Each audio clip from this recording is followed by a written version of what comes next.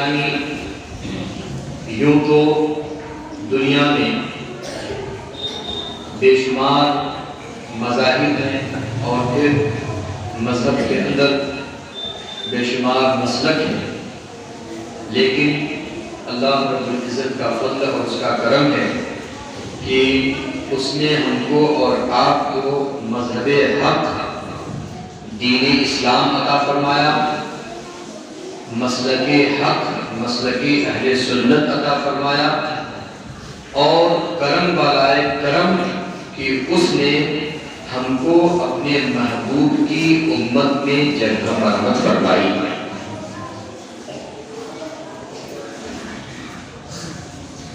قرآن مقدس کا جب ہم اور آپ مطالعہ کرتے ہیں تو ہم پاتے ہیں کہ رب تبارک و تعالیٰ نے پہلی ہی سورت سورہ فاتحہ کے اندر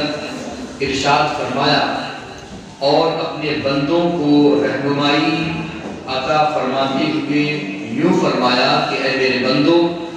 جب تم دعا کرو مجھ سے تو اس طرح دعا کرو اور کہو اہدنا الصراط المستقیم، یعنی اے اللہ ہمیں سیدھے راستے پر چلا۔ اور پھر سیدھا راستہ کون سا ہے؟ یہاں آ کر ہر مذہب کا بندہ،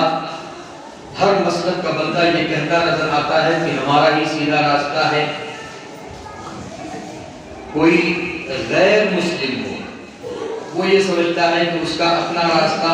اس کا اپنا مذہب سچا مذہب ہے،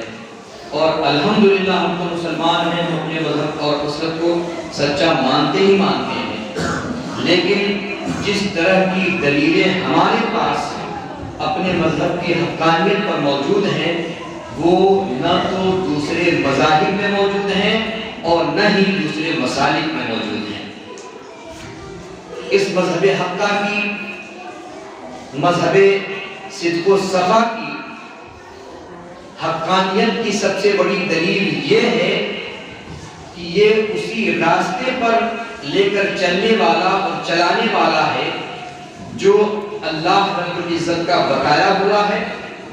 اور جو اس کے محبوب جناب احمد مجتبی محمد رسول اللہ صلی اللہ علیہ وسلم کا سکھایا ہوا ہے، اور نہ یہ کہ آقا صلی اللہ علیہ وسلم کا صرف سکھایا ہوا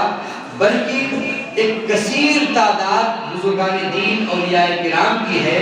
جو آج تک تشریف لے آ رہے ہیں اور قیامت تک تشریف لاتے رہیں گے،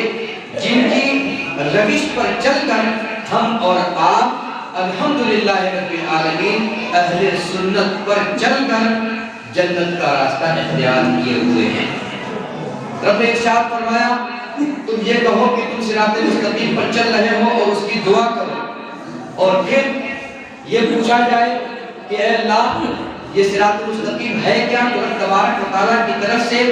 بغیر کسی چون و چرا کے جواب ملتا ہے صراط الذین انعمت علیہم۔ اے میرے بندو،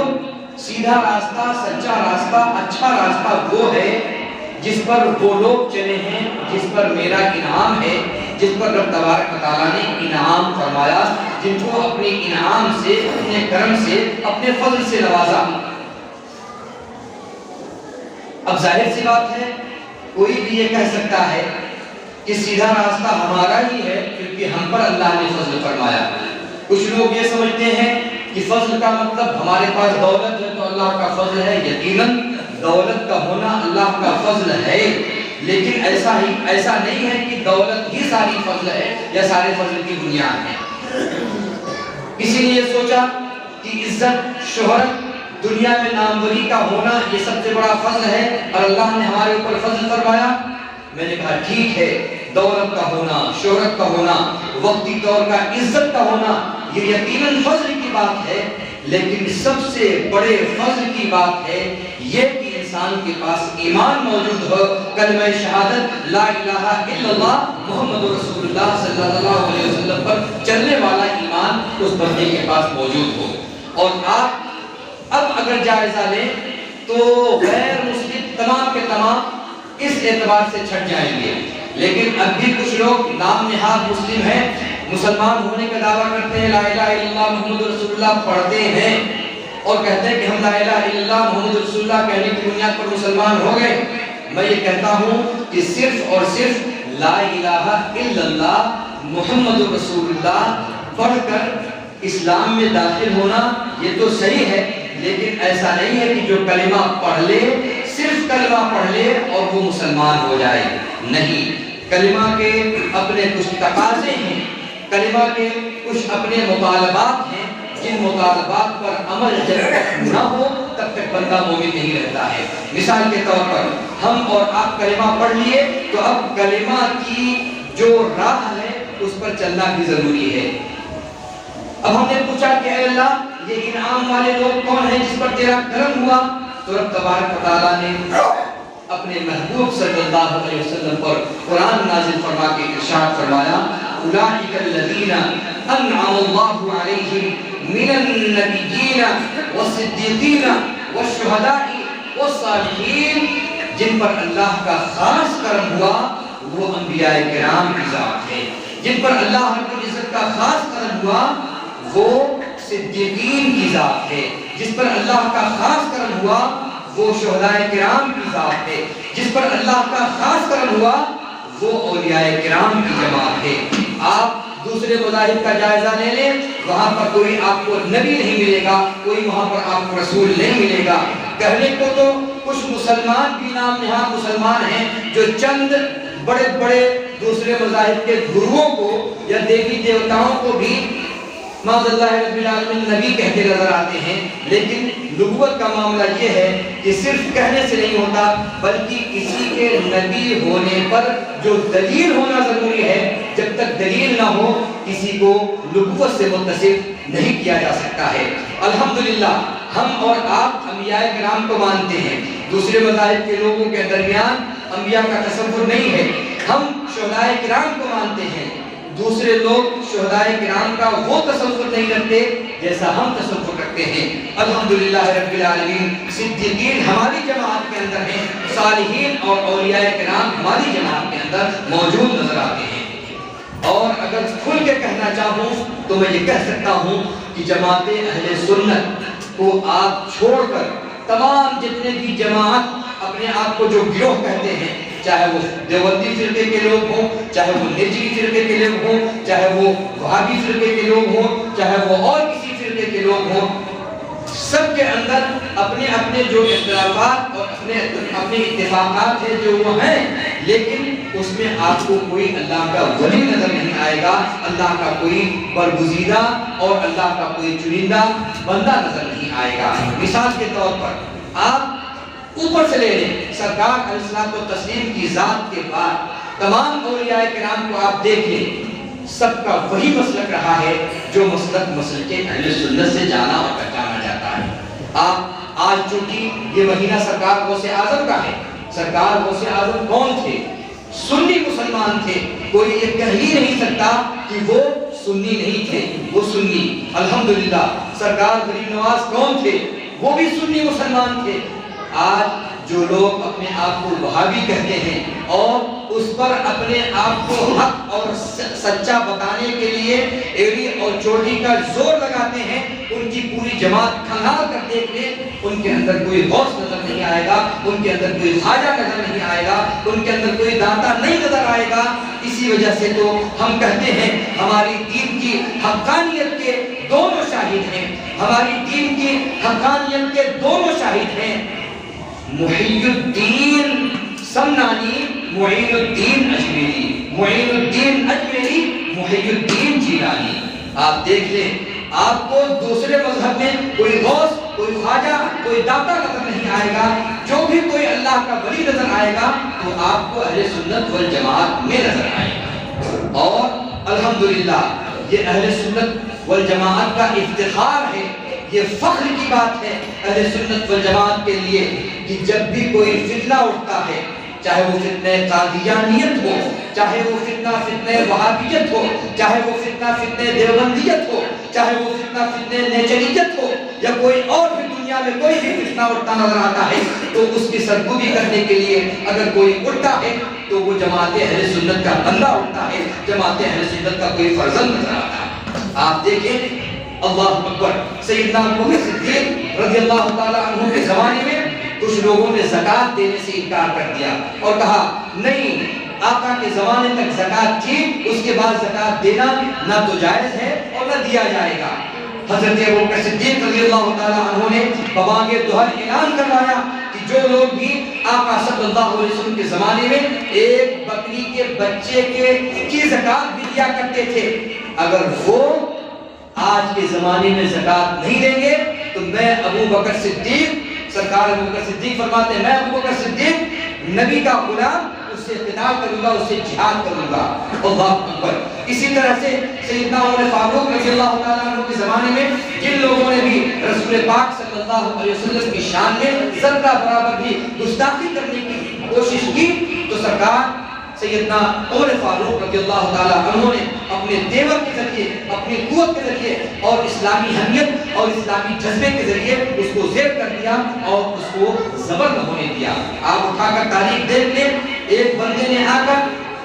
سیدنا ابوبکر صدیق رضی اللہ تعالیٰ عنہ اور عمر فاروق رضی اللہ تعالیٰ عنہ اور آقا کی بارگاہ میں ایک ہی مسئلہ لے کر پہنچ رہا ہے، اور مسئلہ کیا تھا؟ کوئی زمین کا مسئلہ تھا۔ کہنے کو تو مسلمان اپنے آپ کو کہلا رہا تھا، لیکن تھا منافق، اندر سے اسلام، باہر سے اسلام اور اندر سے نفاق چھپا ہوا تھا۔ ایک یہودی کی زمین کا مسئلہ آ گیا، یہودی اور اس بظاہر مسلمان کے اندر اتفاق نہ ہوا، اختلاف ہو گیا۔ رسول پاک کی بارگاہ میں آئے، یہودی نے سوچا کہ یہ نبی ہیں، جو نبی ہوتا ہے وہ سچے فیصلے کیا کرتا ہے، ہم نبی کے پاس جائیں گے۔ منافق نے سوچا ہم تو اسلام اپنا ظاہر کر ہی رہے ہیں، ہم نبی کے پاس جائیں گے، نبی ہمارے حق میں فیصلہ سنائیں گے۔ اللہ اکبر۔ آقا کی بارگاہ میں یہودی بھی اور وہ نام نہاد مسلم منافق بھی پہنچے ہیں۔ میرے آقا نے ارشاد فرمایا نہیں نہیں اے میرے پیارے، اس وقت حق یہودی کے ساتھ میں ہے اور فیصلہ یہودی کے حق میں کیا جائے گا۔ میرے آقا نے گویا ببانگ دہر اعلان کر دیا کہ اس معاملے میں کسی کا کوئی مذہب نہیں دیکھا جائے گا کہ انصاف کیا کیسے کیا جائے، انصاف جس کے ساتھ ہوگا اسی کے حق میں فیصلہ کیا جائے گا۔ اب منافق نے سوچا ارے یہاں سے تو معاملہ بگڑ گیا، چلو عمر فاروق کے پاس جاتے ہیں اور ان سے فیصلہ کرواتے ہیں، وہ ذرا غصے والے انسان ہیں، جذبے والے انسان ہیں، اسلام کا دم بھرتے ہیں اور اسلام کے لیے کچھ بھی کر گزرنے کی کوشش کرتے ہیں، چلو ان کے پاس جائیں گے۔ یہودی نے کہا جب ہمارے اور تمہارے نبی نے فیصلہ کر دیا ہے تو اب کسی کے پاس جانے کی ضرورت نہیں ہے، لیکن اگر تم کہتے ہو تو چلو میں چلتا ہوں۔ اور پھر عمر فاروق رضی اللہ تعالیٰ عنہ کی بارگاہ میں یہ دونوں آئے۔ عمر فاروق کی بارگاہ میں جیسے ہی آئے، یہودی نے کہا آپ کو جو فیصلہ کرنا ہے اے حضرت عمر آپ فیصلہ کریں، لیکن اس فیصلے سے پہلے آپ یہ بات سن لیں کہ ہم آپ کے نبی کے پاس سے آ رہے ہیں اور آپ کے نبی نے میرے حق میں فیصلہ کر دیا ہے، اب آپ کو جو فیصلہ کرنا ہے وہ آپ کریں۔ حضرت عمر فاروق رضی اللہ تعالیٰ عنہ نے اگلے بندے سے پوچھا کیا واقعہ تم سرکار کے پاس سے آ رہے ہو؟ اس نے کہا ہاں حضور کے پاس سے ہم آ رہے ہیں۔ پوچھا کیا واقعہ سرکار نے فیصلہ کیا ہے؟ کہا ہاں سرکار نے ایسا ہی فیصلہ کیا ہے۔ سیدنا عمر فاروق رضی اللہ تعالیٰ عنہ نے ارشاد فرمایا یہی بیٹھو میں گھر کے اندر جا رہا ہوں اور ابھی فیصلہ کرتا ہوں۔ سیدنا عمر فاروق رضی اللہ تعالیٰ عنہ گھر کے اندر گئے، تلوار اٹھائی، باہر آئے اور اس منافق کا سر اس کے تن سے جدا کر کے یہ ارشاد فرما دیا جو رسول پاک کے فیصلے پر انکش لگاتا ہے، اعتراض کرتا ہے، عمر فاروق کا یہی فیصلہ ہے کہ اس کو جینے کا کوئی حق اس دنیا میں موجود نہیں۔ آپ سوچیں یہ جذبہ، یہ اسلامی حمیت الحمدللہ رب العالمین صرف اور صرف اہل سنت والجماعت کو حاصل ہے۔ یہ بڑی 5 منٹ آگے، یہ جذبہ صرف حاصل ہے اہل سنت والجماعت کو۔ اور پھر نبی صلی اللہ علیہ وسلم نے حضرت عمر کو بلایا، اے عمر یہ شور مچا ہوا ہے کہ عمر نے ایک مسلمان کا قتل کر دیا، کیا یہ بات سچ ہے؟ حضرت عمر نے کہا حضور اس نے آپ کے فیصلے پر اعتراض کرتے ہوئے میرے پاس فیصلہ لایا تاکہ میں آپ کے فیصلے پر فیصلہ کروں۔ عمر کو اتنا جذبہ نہیں ہے، عمر کی جرات اتنی نہیں ہے کہ نبی کے فیصلے پر اپنا فیصلہ کریں۔ نبی کا فیصلہ ہو گیا اور نبی کے فیصلے پر اگر کوئی اعتراض کرے تو میرا وہی فیصلہ ہے جو میں نے سب کے سامنے کیا، اور وہ مسئلہ آپ کے سامنے بھی موجود ہے۔ میرے آقا نے یہ نہیں فرمایا اے عمر تم نے غلط کیا، بلکہ میرے آقا نے سکوت اختیار کر کے، خاموشی اختیار کر کے اس بات کو ثابت کر دیا کہ جو بھی نبی کے فیصلے پر اعتراض کرتا ہے اور نبی کی عزت پر انکش لگانے کی کوشش کرتا ہے، حضرت عمر کا فیصلہ ہی اس کے ساتھ کیا جائے گا، اس کی گردن اس کے تن سے جدا کر دی جائے گی۔ اللہ اکبر! یہی وہ فیصلہ تھا جس نے حق و باطل کے درمیان ایسا خط امتیاز کھینچ دیا، ایسا فیصلہ کر دیا کہ آج کے بعد اس دن کے بعد سے آج تک جب بھی کوئی نبی کے فیصلے کے خلاف جا رہا ہے تو اہل سنت والجماعت اگر طاقت ہو سکتی ہے تو طاقت بھر اس کا مقابلہ کر رہے ہیں، اور اگر طاقت نہیں ہے تو زبان سے اس کو برا کہہ رہے ہیں، اور اگر اس کی بھی طاقت کسی وجہ سے نہیں ہے تو اپنے دل میں الحمدللہ ہم اس شخص کو برا مان رہے ہیں جو رسول پاک کے فیصلے سے ہٹ کر اپنی زندگی گزار رہا ہے۔ اب آئیے سرکار غوث اعظم کی بارگاہ میں آپ کو لے چلوں۔ سرکار غوث اعظم رضی اللہ تعالیٰ عنہ آقا صلی اللہ علیہ وسلم کی عزت اور عظمت پر اپنی جان نثار کرنے والے بندے کا نام ہے۔ سرکار غوث اعظم کوئی عام شخصیت کا نام نہیں ہے، بلکہ ان کی زندگی کا یہ گوشہ بڑا ہی اہم ہے کہ جب آپ بچوں کے ساتھ چھوٹی عمر میں کھیل کے لیے کبھی جایا کرتے تھے تو اگل بغل سے آواز آیا کرتی تھی، اے عبدالقادر تم کو کھیل کے لیے نہیں پیدا کیا گیا ہے، بلکہ تم کو تو قوم کی رہنمائی کے لیے پیدا کیا گیا ہے، تم کو قوم کی قیادت کے لیے پیدا کیا گیا ہے۔ حضرت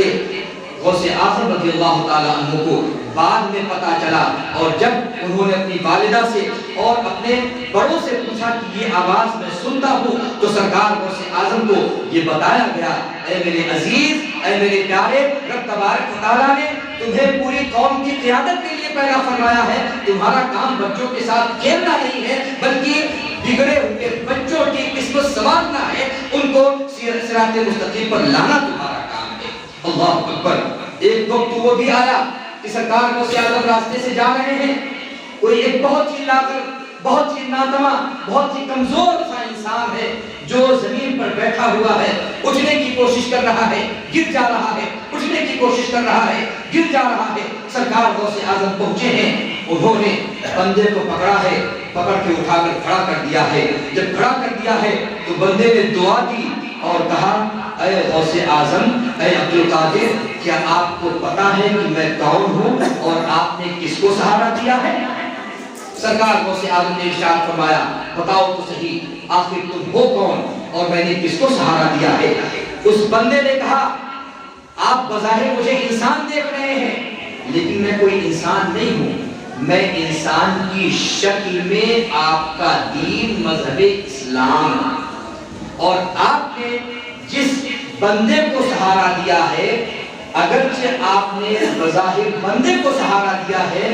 ورنہ حقیقت تو یہ ہے کہ آپ نے دین کو سہارا دیا ہے، آپ نے دین کو زندہ کیا ہے۔ اسی وقت سے علماء نے سرکار غوث اعظم رضی اللہ تعالیٰ عنہ کا ایک خطاب، ایک لقب منتخب فرمایا کہ آپ کو محی الدین کے لقب سے یاد کیا جاتا ہے۔ محی الدین کا مطلب دین کو زندہ کرنے والا، دین کے